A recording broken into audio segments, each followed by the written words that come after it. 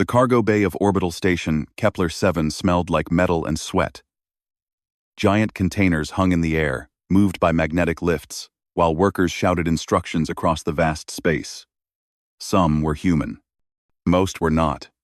Jake Morrison watched from the upper walkway as a crew of Draken hauled a damaged container toward the repair dock. The aliens looked like dragons from old Earth stories, with scales that caught the light and powerful tails that helped them balance heavy loads. But these dragons wore simple work clothes and safety harnesses. Their scales were dull from exhaustion. Jake had been a cargo supervisor for 3 months now, ever since he left the military. The station needed workers who could handle pressure, and Jake needed a job that let him sleep at night. War had given him enough nightmares. He thought moving freight would be simple and clean. He was wrong. The Draken worked harder than any human crew Jake had ever seen. They never complained. They showed up early and left late. But something about the way the human administrators treated them made Jake's stomach turn. It reminded him too much of things he had seen in war zones. Things he had promised himself he would never ignore again.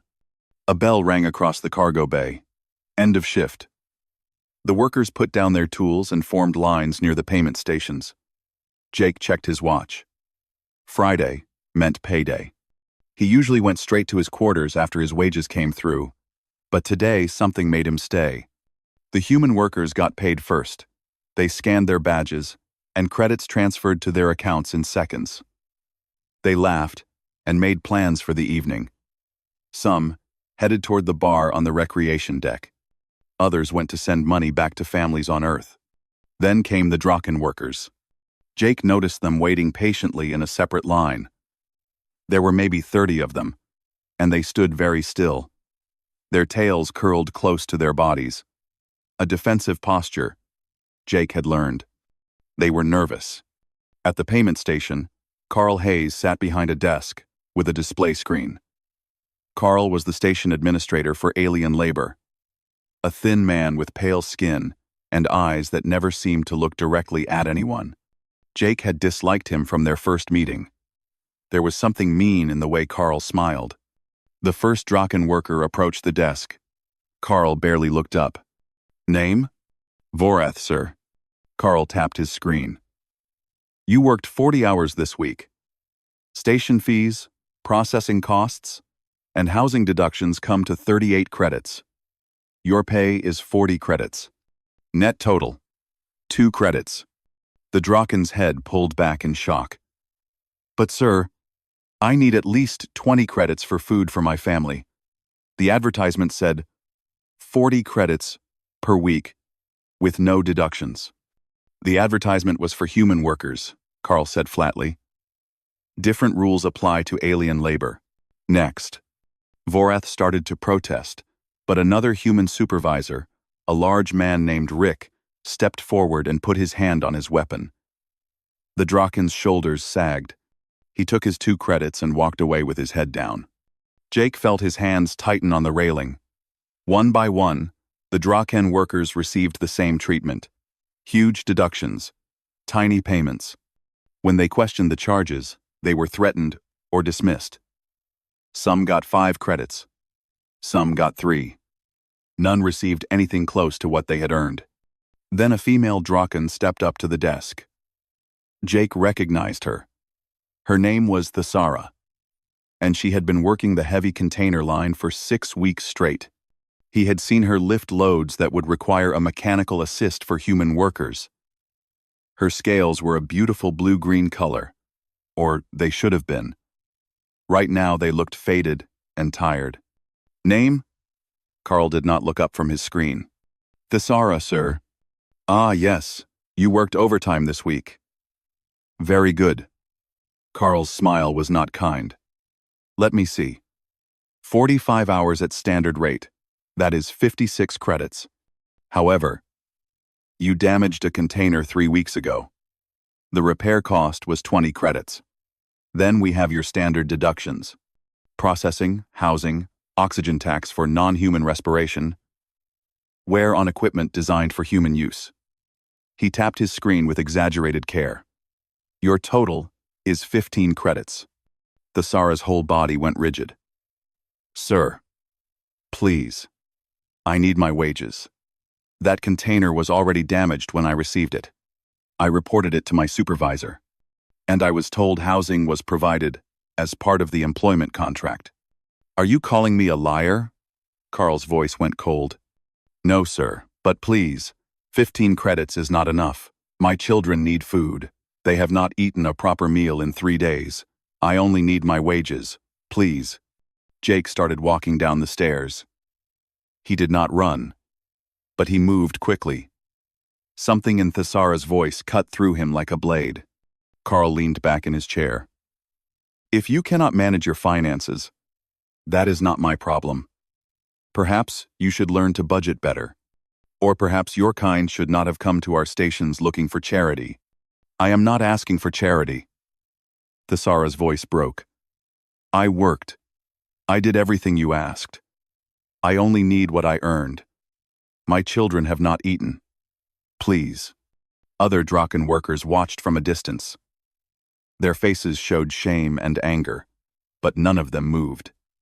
They were too afraid of losing even the little they had. Thesara's legs seemed to give out. She dropped to her knees in front of Carl's desk. Her proud head bowed low. Please, sir. I am begging you.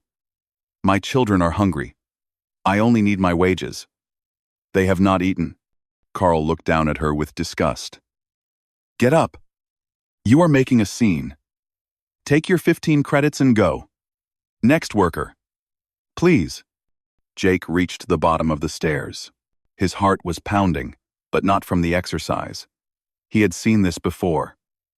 Different place, different faces, but the same cruelty. The strong crushing the weak. The powerful stealing from the desperate. He had sworn he would never walk past it again. He saw 3 small shapes in the shadows near the cargo bay entrance. Children. Draken children, with scales that should have been bright and shining. Instead, they looked dull and gray. The smallest one could not have been more than 5 years old. They watched their mother kneel and beg. Jake walked forward. Jake stopped a few feet from Carl's desk. Every other worker in the cargo bay seemed to fade away. All he could see was Thesara on her knees and Carl's smug face looking down at her. There a problem here? Jake's voice was calm, but everyone who knew him recognized the tone. It was the voice he used right before things got serious. Carl glanced up with annoyance. Morrison, this does not concern you. Go back to your duties. I think it does concern me. Jake looked at Thesara, then back at Carl. This worker has been loading containers for 6 weeks. I have seen her work. She is one of the best on the dock. How is her pay only 15 credits? Carl's eyes narrowed. Station policy allows for necessary deductions from alien labor. It is all legal and approved. Now, unless you want to join the unemployment line, I suggest you mind your own business. Jake felt anger rising in his chest, but he kept his voice level. Show me the paperwork that says housing is not included in the employment contract. Show me the damage report for that container she supposedly broke. I do not have to show you anything. You are a cargo supervisor, not an administrator. Carl stood up. He was shorter than Jake but tried to make himself look bigger. Leave now, or I will have security remove you. Jake held his ground for another moment, then looked down at Thesara.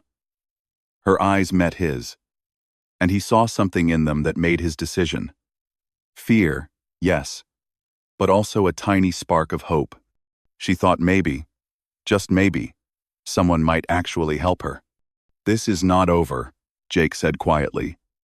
He reached into his pocket and pulled out his own credit chip. He pressed it into Thesara's hand. Take this. Feed your children. We will figure out the rest. Thesara stared at the chip like it might disappear. Sir, I cannot. This is too much. You can and you will. Jake closed her fingers around it. Go take care of your kids. Carl's face turned red.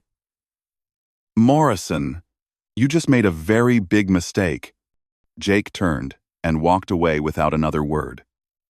Behind him, he heard Thesara get to her feet. He heard her children rush to her side, their small voices asking questions. He did not look back. If he looked back, he might do something that would get him thrown off the station entirely. 2 hours later, Jake stood outside the habitat ring where alien workers lived. The area was in the oldest part of the station, where the walls showed rust and the air recyclers made strange noises. It was supposed to be temporary housing. From what Jake could see, it had been temporary for a very long time. He found Thesara's quarters by asking another Draken worker. The door was old and dented. He knocked gently. The door opened a crack. Thesara looked out, surprised to see him. "Sir? You should not be here. If they see you with us, you will lose your job." "Can I come in? Just for a minute." She hesitated, then opened the door wider. The room inside was tiny. One main space that served as bedroom, kitchen, and living area all together. 3 small sleeping mats lay on the floor. The walls were bare metal. There was a small food preparation unit in the corner, old, and probably broken half the time. The 3 children sat on the floor, sharing a meal that Jake recognized as standard emergency rations. The kind that lasted forever, because nobody wanted to eat them unless they were starving. But the children ate like it was the best food in the universe. The smallest one, barely more than a baby, had sauce all over his face. "This is Kes," Thesara said, pointing to the oldest child, a girl maybe 10 years old. "And Mira, a boy, around 7. And Torin, my youngest." Jake knelt down so he was at eye level with them. "Hello. You have a very brave mother." Kes looked at him with serious eyes. "Are you the human who helped her?" Mother said. "A human gave her money for food. Creasy, creasy, creasy, creasy, creasy, creasy, creasy, creasy, creasy, creasy, creasy, creasy, creasy. I am. Why?" The question was simple but profound. Other humans are not nice to us. Jake did not have a good answer for that. How could he explain that some humans were good and some were bad, when all these children had seen was the bad? "Not all humans are the same," he said finally. "Just like not all Draken are the same, right?" Kes thought about this, then nodded slowly. Thesara brought Jake a cup of water. It was the only thing she had to offer a guest. They sat on the floor together while the children finished eating. "I need to ask you some questions," Jake said quietly. "About your wages. About what happened to your people. If I am going to help, I need to understand everything." Thesara was quiet for a long moment. She told him about the Draken homeworld, a beautiful planet with purple skies and great crystal mountains. She told him about the day their son began to die, how the scientists said they had maybe 10 years before the planet became uninhabitable. 10 years to evacuate billions of people. Most Draken went to colonies in nearby systems, places where their government had arranged for them to settle. But some, like Thesara, had no family in those colonies. Her husband had died in an industrial accident years before. She had only her children and the skills of a laborer. She heard that human stations needed workers. The advertisements promised good wages, safe housing, and a chance to build a new life. She sold everything she owned to buy passage on a transport ship. When she arrived at Kepler 7, the reality was very different from the promises. "They put us in these rooms," Thesara said, looking around at the bare walls. "They said we would work and earn credits. But every week, there are more fees, more deductions. The wages get smaller. I have tried to save, but there is never enough. My children grow hungry.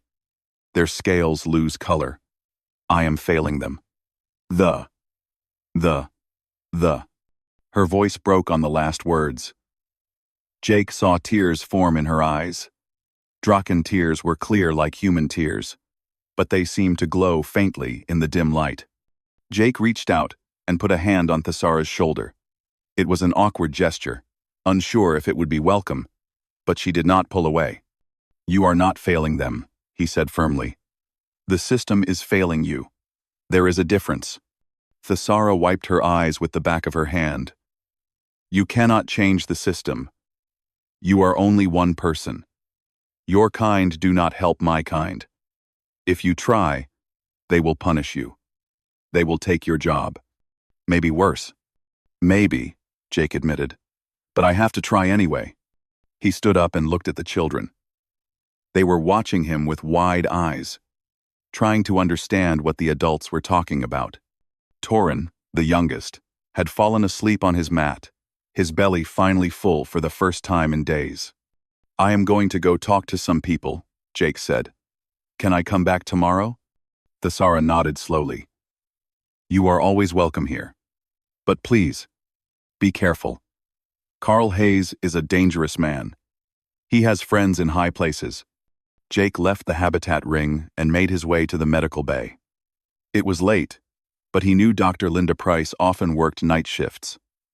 He found her in her office, reviewing patient files on a screen. Linda looked up when Jake knocked. She was a woman in her 40s with gray hair pulled back in a tight bun and eyes that had seen too much suffering. Jake, what brings you here at this hour? You are not hurt, are you? No. I need to talk to you about the Draken workers. The ones in the lower habitat rings. Linda's expression changed. She closed her office door and gestured for Jake to sit. What do you want to know? No. How bad is it? Linda pulled up files on her screen. Charts and medical images filled the display. I have been treating malnutrition in Draken children for 2 months now.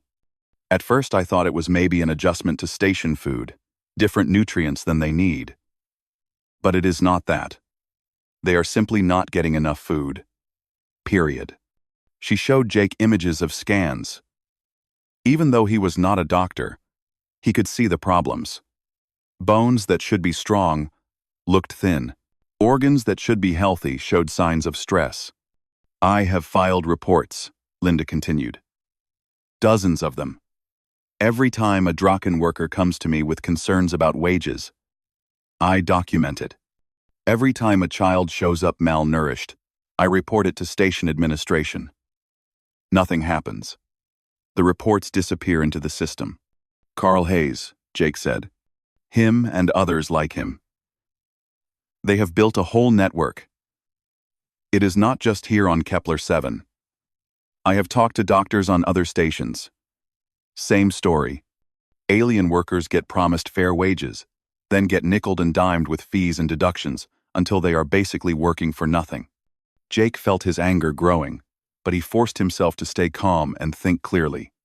Anger without planning was useless. What would you need to make a case that could not be ignored? Something that would force the colonial authority to investigate? Linda thought for a moment. Financial records showing the wage theft. Medical records proving harm. Testimony from multiple workers. And it would need to go to someone outside the local administration. Someone Carl and his friends cannot buy off or threaten. Can you get me access to the payroll system? I have some computer skills from my military days. Linda hesitated. Jake, that is illegal. If you get caught accessing financial systems without authorization, they will throw you in the brig. Maybe worse. I know.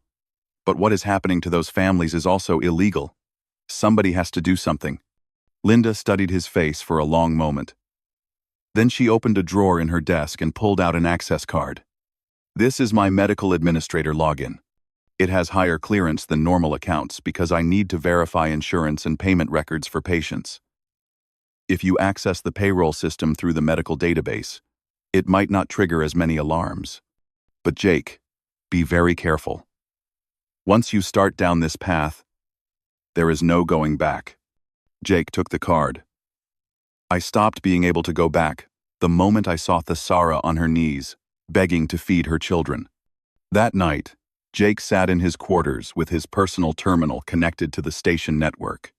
He used Linda's access card to get into the medical database, then carefully navigated to the financial systems linked to it. His hands were sweating. Their 1524 and their 1524. Every few minutes he expected security to burst through his door. But nobody came. The payroll records were easy to find once he knew where to look. What he saw made him feel sick. Carl Hayes had created dozens of fake fees and charges. Housing that was supposed to be free had a cost. Food that was supposed to be subsidized had a markup. Equipment wear, oxygen taxes, processing fees, administrative costs. None of it was real. It was all invented to steal from workers who did not understand human bureaucracy well enough to fight back. In 6 months, Carl had stolen over 100,000 credits from Draken workers. The money went into accounts that were cleverly hidden. But Jake had military intelligence training. He knew how to follow the trail. The accounts led back to Carl and 3 other administrators on the station. Jake copied everything: financial records, bank transfers, emails, where Carl bragged to his friends about how easy it was to cheat the aliens. He put it all on a secure data chip. Then he made a mistake. He tried to send the evidence to a colonial authority office on Earth. The message was too large and got flagged by station security systems. Alarms went off somewhere in the administrative center. 5 minutes later, Jake's door burst open. Station security officers rushed in with weapons drawn. Jake Morrison. You are under arrest for unauthorized access to financial systems and attempted theft of proprietary data.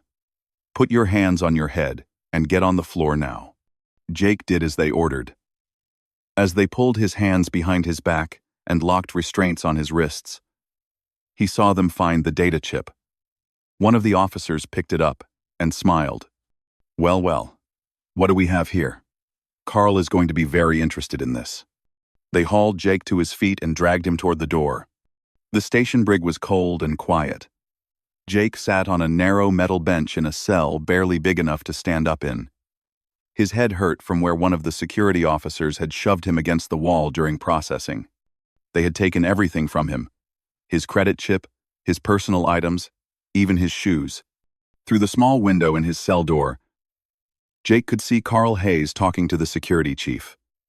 Carl looked pleased with himself. He held up the data chip and laughed about something. The security chief nodded and walked away. Carl turned and looked directly at Jake through the window. He smiled, then made a gesture like crushing something in his fist. The message was clear. Carl had won. The evidence was gone. Jake would be shipped back to Earth for trial, and nobody would ever know what he had tried to do. Jake put his head in his hands. He had failed. Worse, he had probably made things harder for Thesara and the other Draken workers. Carl would punish them for what Jake had tried to do. They would suffer because of him. Hours passed. Jake tried to sleep but could not. His mind kept going back to Thesara's children eating emergency rations like they were a feast, to Torin's face covered in sauce, finally getting to eat something, to Kess asking him why he helped when other humans did not. Morning came. A guard brought Jake a tray of food. The guard would not look at him or answer any questions. Jake had just finished eating when he heard something strange. Voices in the corridor outside the brig. Lots of voices. And they were not human voices. The guard at the desk stood up, looking nervous. Through the small window, Jake could see Draken workers filing into the security station. 10 of them. 20. 30. They kept coming, until the corridor was packed. Thesara stood at the front. Her scales had been polished until they shone.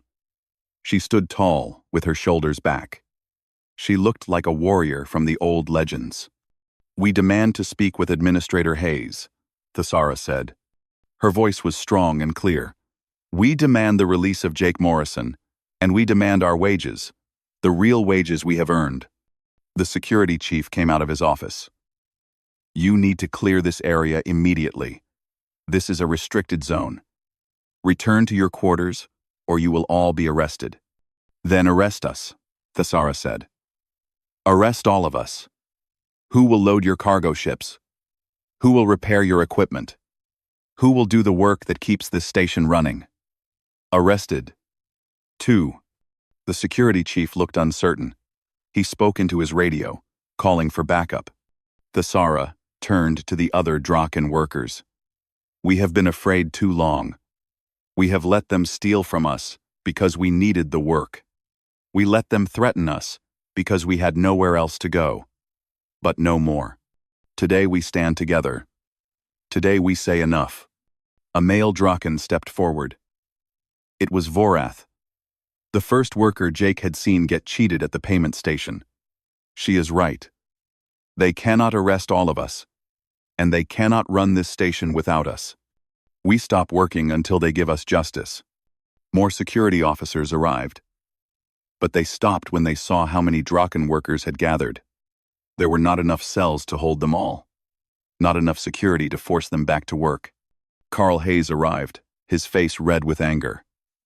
What is the meaning of this? Get back to work immediately, or you are all fired. Fire us then, Thesara said calmly. Fire all of us. See what happens to your station when nothing gets done. See what your superiors on Earth say when cargo ships cannot load or unload. When repairs do not get made. When everything stops. Carl opened his mouth to speak, but Thesara was not finished. Jake Morrison tried to help us. He saw me begging for my wages, and he stood up. One human against your whole corrupt system. You arrested him for finding the truth, for showing that you have been stealing from us. But you cannot arrest the truth itself. In his cell, Jake pressed his face against the window. He could not believe what he was seeing. Thesara was magnificent. She was fighting back, and she had convinced others to fight with her. But he also knew how dangerous this was. Carl had already proven he would do anything to protect himself. Jake worried what might happen next. Carl pulled out his radio. I want riot control teams here now. Full authorization to use force if necessary. You would hurt us for asking for justice? Thesara asked. You would harm workers for demanding their earned wages? Let everyone see what kind of man you are. Several Draken workers held up communication devices. They were recording everything. Carl saw this, and his confident expression flickered for just a moment. Linda Price pushed her way through the crowd. She went straight to the security chief and handed him a data pad. These are medical records showing systematic malnutrition in Draken children on this station, caused by wage theft. I am filing formal charges against Carl Hayes under Colonial Labor Law Section 47, subsection 12. Exploitation of refugee workers. The security chief looked at the pad, then at Carl. Sir, this is serious. If these charges are real, I have to investigate. Those records are falsified, Carl said quickly. The doctor is clearly working with Morrison. Arrest her too. But Linda had more.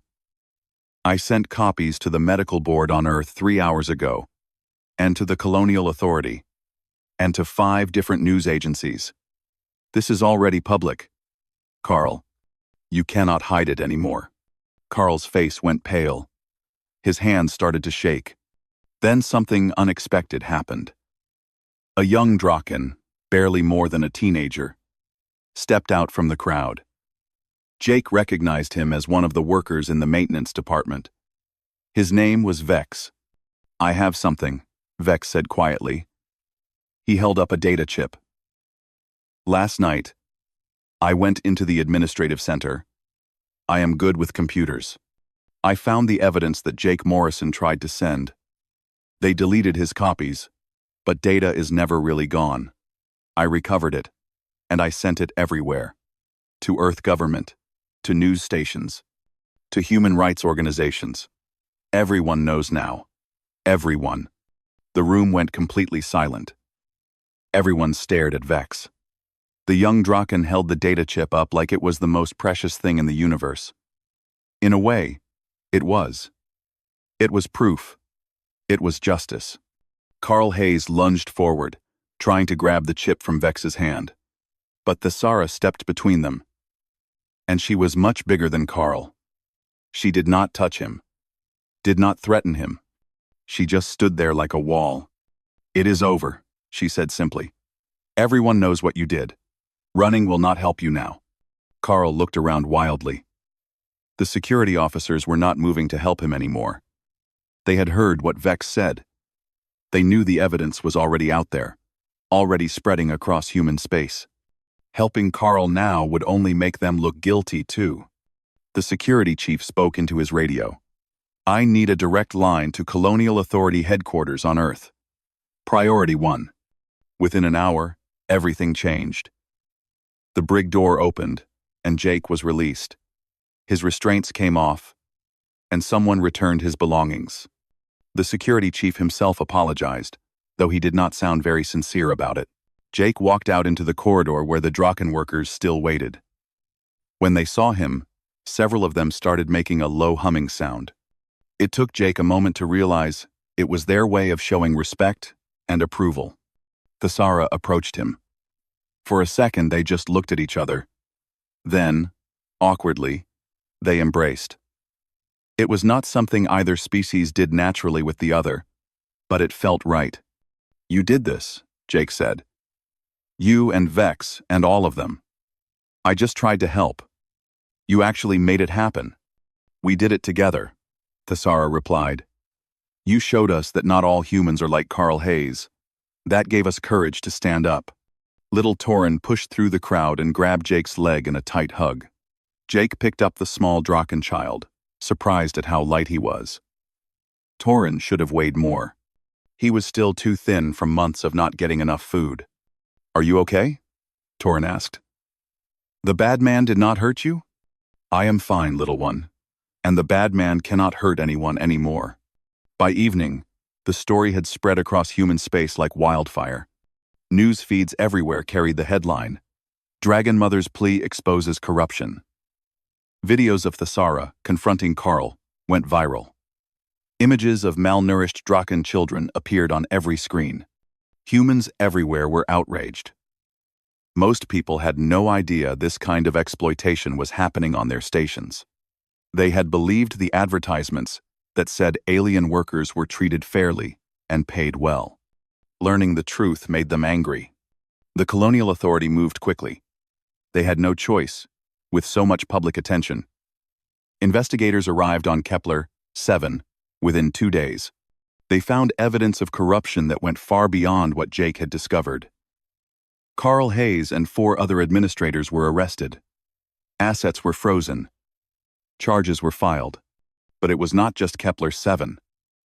Once investigators started looking, they found similar schemes on 15 other stations across human territory. Administrators who thought they were untouchable suddenly found themselves facing criminal charges. The whole system of exploiting alien workers started to collapse.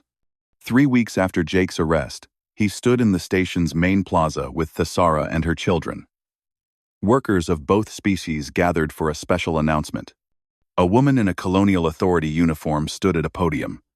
Her name was Director Helen Cruz, and she had flown in from Earth specifically for this. "Today, we are here to make things right. All Draken workers on this station and 14 others will receive full back pay for all wages that were stolen from them. This includes compensation for the hardship you endured." She pressed a button, and data appeared on screens around the plaza. Names and numbers. Jake saw Thesara's name with a figure next to it that made him blink. 68,000 credits. Almost a year's worth of proper wages that she had been cheated out of. Thesara gasped. Tears ran down her face. Kes and Mira grabbed their mother's hands, jumping up and down with excitement. Even little Torin seemed to understand that something good had happened. But Director Cruz was not finished. Additionally, new laws are being passed to protect all alien workers in human space. Fair wages are now mandatory, and will be enforced. Housing and basic needs must be provided, as stated in employment contracts. Any administrator found exploiting workers will face criminal charges and prison time. And finally, we are establishing an interspecies labor office on every major station to ensure these protections are enforced. She looked directly at Jake. Jake Morrison has been selected to head the new office here on Kepler 7. If he accepts. Everyone turned to look at Jake. He felt his face get hot. He had not expected this. He had just tried to do the right thing. But as he looked at Thesara and her children, at all the Draken workers who were finally getting justice, he knew his answer. "I accept," he said. The crowd erupted in cheers. Humans and Draken together, celebrating a victory that belonged to everyone. Over the following months, Kepler 7 transformed. The lower habitat rings were renovated. Proper housing was built for alien workers, with spaces designed for different species' needs. The wage system became transparent, with public records anyone could check. Most importantly, the culture changed. Humans and Draken began to see each other as equals, as partners. Thesara became the first Draken representative in the new interspecies labor office. She worked alongside Jake, helping to create policies that would protect workers of all species. Her voice carried weight because everyone had seen her courage, had watched her stand up when she had every reason to be afraid. Her children thrived. With proper food and security, their scales grew bright and healthy. Kess enrolled in the station school and discovered she loved engineering. She wanted to design better ships, ones that could carry refugees safely between stars. Mira studied with Dr. Linda Price, learning medicine so she could help others the way Linda had helped them. And Torin, still small but growing stronger every day, talked about becoming a diplomat. He wanted to help different species understand each other. 6 months after everything changed, a monument was unveiled in the main plaza. It showed a human hand and a Draken claw clasped together in friendship. At the base were words carved in both languages: "We rise together, or not at all." Claude is AI and can make mistakes. Please double-check responses. Sonnet 4.5.